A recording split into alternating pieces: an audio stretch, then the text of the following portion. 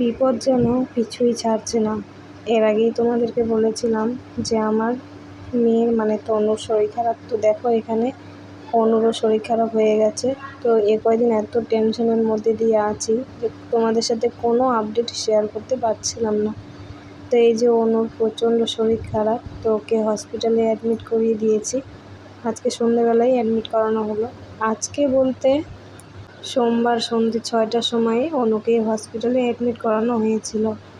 আর মানে তনুকে নিয়ে যে কী সমস্যায় পড়েছি কী আর বলবো তোমাদের। মানে তনু তো ঘুমাচ্ছেই না আর ওখানে থাকতেই চাইছে না।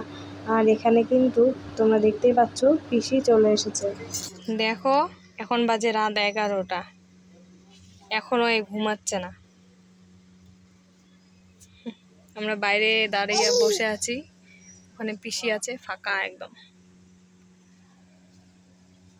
এই তনু, তনু ঘুমাবি না? রাত 11টা বেজে গেছে, তবুও কিন্তু তনুর চোখে ঘুম নেই।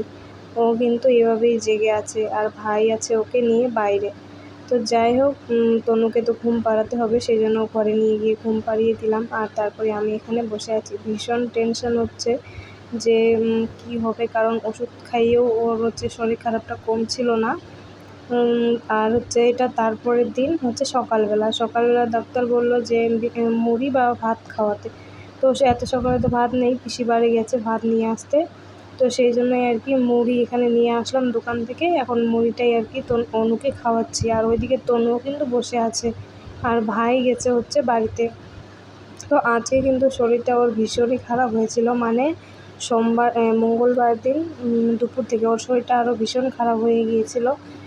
ওকে হচ্ছে রেফার করে দিতে চেয়েছিল, তবে যাক ঠাকুরের কৃপায় ও কিন্তু এখন অনেকটাই সুস্থ আছে।